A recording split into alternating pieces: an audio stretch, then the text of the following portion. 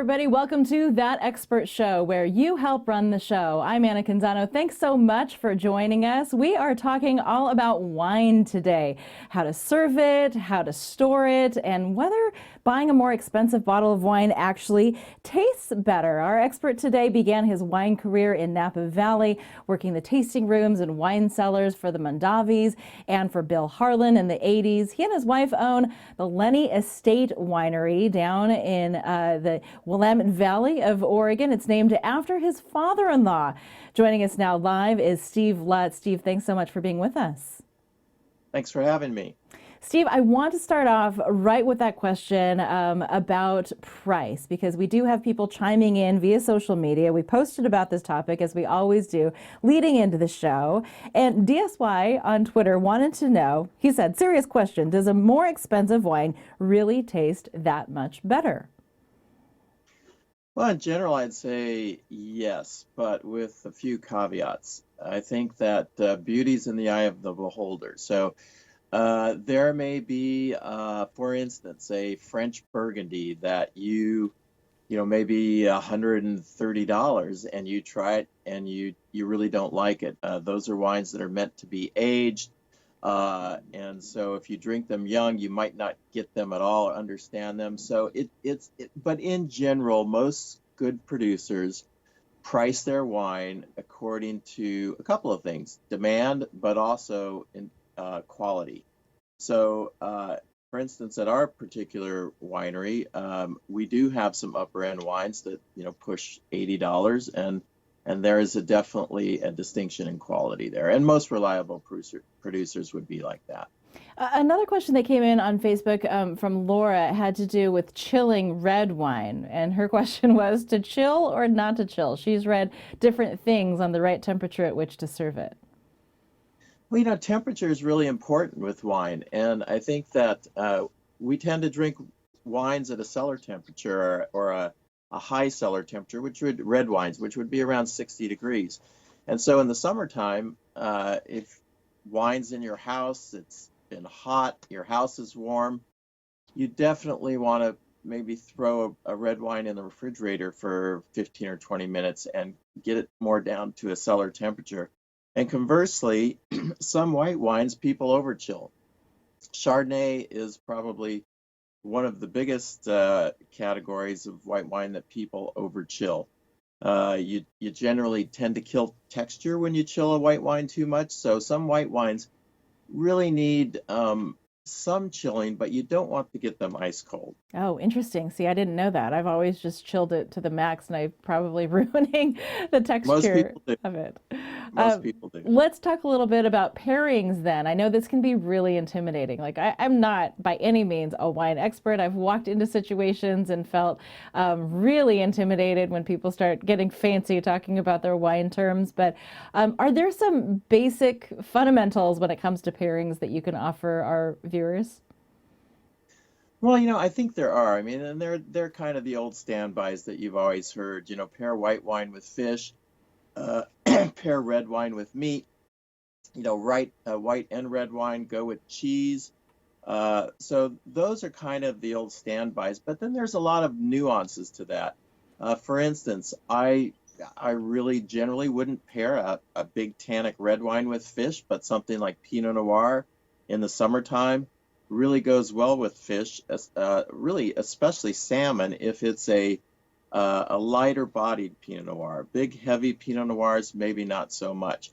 Certainly there are things like Thai food. Thai food is great when you pair a Riesling with it, or a Gewürztraminer, or something that is fairly acidic, has a little bit of residual sugar that can take some of that spice. So there's lots of different avenues to pair wine with food, and I think you just have to be open-minded.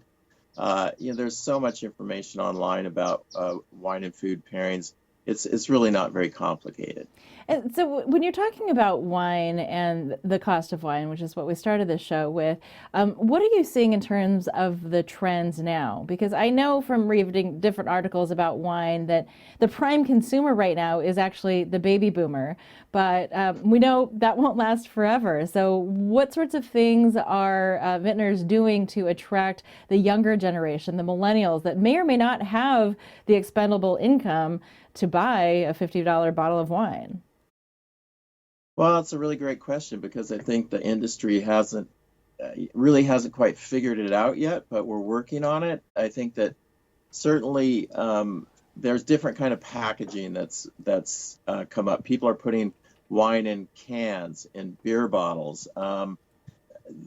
There's all kinds of different ways that people are trying to appeal to millennials because, to be honest, millennials are not drinking as much wine as baby boomers did, but I think we just haven't educated them enough and really brought them into the pleasures of wine and really fine wines. Also, millennials are younger. They don't have the disposable income to spend on high-end wines, but it's still our job to educate them about wine and also and especially educate them about what a pleasure wine is in your life over the long term, and your wine taste will change over the long term. But the fact is that millennials have shown a preference for other beverages, including craft spirits and beers, and not as much with wine. And also, there's a big issue of whether cannabis is affecting the demand for wine among millennials as well. That is fascinating. Obviously, with the legalization of recreational pot use broadening across the country, that must be factored into the preference for what people do in their leisure time. What sort of things are you doing to actually get millennials out to the vineyards? Because isn't that part of the challenge? Like, if you can get them out there and expose them to a pleasant experience and have it be a great day for them, that's part of the marketing and the education of teaching them about wine. Yeah, I think that's absolutely true. I mean, even though millennials right now don't make up our core business because we have pricier wine. Our wine is on the upper end of the scale.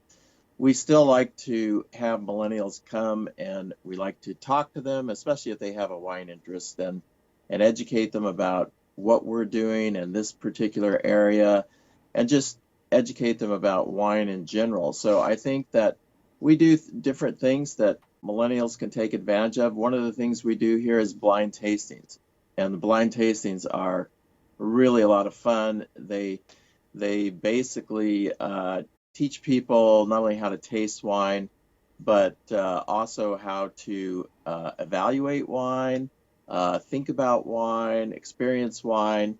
And they're just a lot of fun. We have a lot of fun. We actually teach people how to judge wine during those classes, and so we do about 6 of those a year, and that's one of the things we do. But different people are doing all kinds of things. People are providing a lot more entertainment.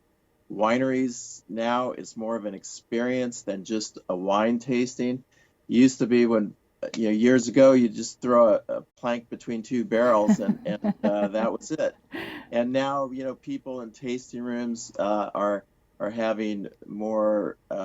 There's certainly it's not just a walk-up counter. There's tables and chairs and sofas and all kinds of things, trying to create a different experience for people. Yeah, absolutely. Let's talk a little bit about canned wine. I think you were mentioning the different ways in which the wine is served. That's, popping up in grocery stores. I can see that becoming more popular now, but does the canning process take away from the taste of the wine? No, it's probably we don't can any of our wines, but it's a great container for wine. It's not, in a sense, it's a great container for really high-end fine wines, probably not so much, because I think when people are going for those wines, they want a little bit more of an experience with those wines. Even popping the cork on a bottle of wine is kind of like a Pavlov's dog, if you remember that. It's a little bit of a sensory experience that kind of gets your anticipation going for what you're going to find in the bottle. But cans certainly have a place with wine. They're very convenient. They're proportioned. They have a good portion control, so you can get a glass of wine in a can, and you can just hold it at one glass. So I think there's definitely room for cans in the industry. And I imagine they're going to get more and more popular. I would think so. So let's break it down for, the average consumer who's not a super expert on wine. I go to the grocery store, I go to Trader Joe's or something. How do I pick a good bottle of wine? What should I be looking for? Well, it's a little bit of a quagmire out there. I think the best thing is if you can educate yourself about wine. And I know that we have a lot of local wine shops in this area, and probably where you live too. There's a lot of local wine shops that you can go into, and really the best way to do it is find a wine steward, either in a wine shop or in a grocery store, and tell them about what you like and what you don't like, and they're going to be able to suggest things. And I think if you find a good wine shop or a good grocery store that has a good wine steward, and you go back to that shop over and over, sooner or later, you're going to get really educated, because they're going to be able to hone in on your palate and what you like and what you don't like. And then they're going to steer you toward the right wines. But having said that, you have to keep an open mind about wine. There are so many different wines in the world. You can't be intimidated about it. I mean, I've been around wine for, over 20 years. We've been here almost 20 years. So I've been around wine for probably almost 35 years. And there's no way I can know about every wine in the world. There's just too many wines out there. But I think that a good way to educate yourself is just what I said. Go find somebody who knows something, who's trying to sell you wine, and ask them about different wines. What have you seen in all that time in making wine? What have you seen change over the years? Well, the trends have really changed. Styles go in and out.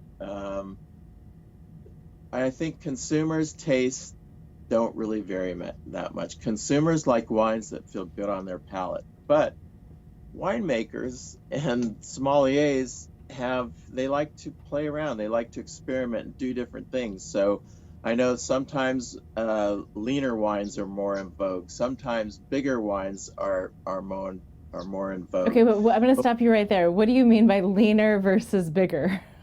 Well, wines that feel more acidic on your palate versus feeling fuller on your palate. Acidity really cleans things off of your palate. So if a wine has a lot of acidity, it's not going to sit on your palate as long, and it's not going to feel as rich. And there's always a fine balance. You don't want to. You need acidity in wine. We call the tension of wine, and you need that acidity to make wine interesting. But too much of it makes wines feel thin and acidic on your palate. Too little of it makes wine feel what we call flabby on your palate. There's no tension, and so it just feels a little syrupy on your palate. You've given me a lot more terms that I can use and sound like I know what I'm actually talking about the next time I go wine tasting in the area. What advice do you have for people who want to get into this industry? Because as I'm looking at you right now, I think this is the first interview we've done where there was such a gorgeous backdrop of, that gorgeous vineyard in the background. And it would be tempting, I think, for people who are working in their office job every day to hang up the hat and want to go, live this life. What advice do you have for somebody who's contemplating a move into the wine industry? Well, you either better have a lot of money or you better be able to work really hard. It's really difficult to break into this industry in terms of ownership. In terms of just getting into the industry, wanting to work in the industry, there are a lot more wineries now than there were 15 years ago. It's really exploded. I know here in Oregon, when we opened up this business, when we bought the property in 2000, there were 125 wineries in Oregon, and now there are over 750. So there are a lot of possibilities of working in the wine industry. It's a difficult industry to make a lot of money in.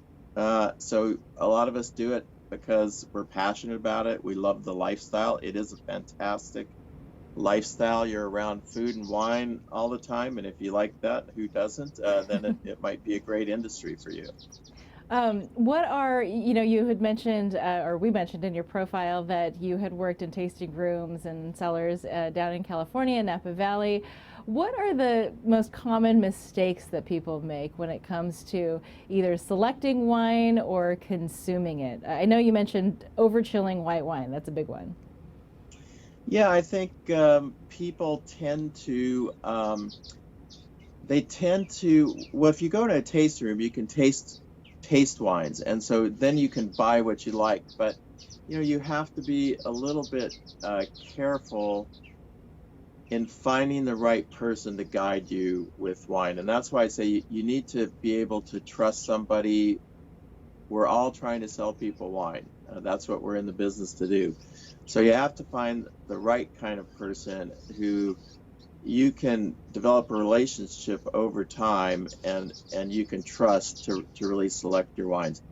Now, the big thing in terms of going to tasting rooms, there's a couple little things that when you're visiting tasting rooms, or even if you're going to a tasting somewhere, you should avoid, and that's avoid wearing a lot of perfume. Oh. It sounds like a silly thing, but we really want to smell the wine. We don't really want to smell you, and so good or bad. And so deodorant, I would say yes, keep wearing that, but you don't really want to wear a lot of perfume.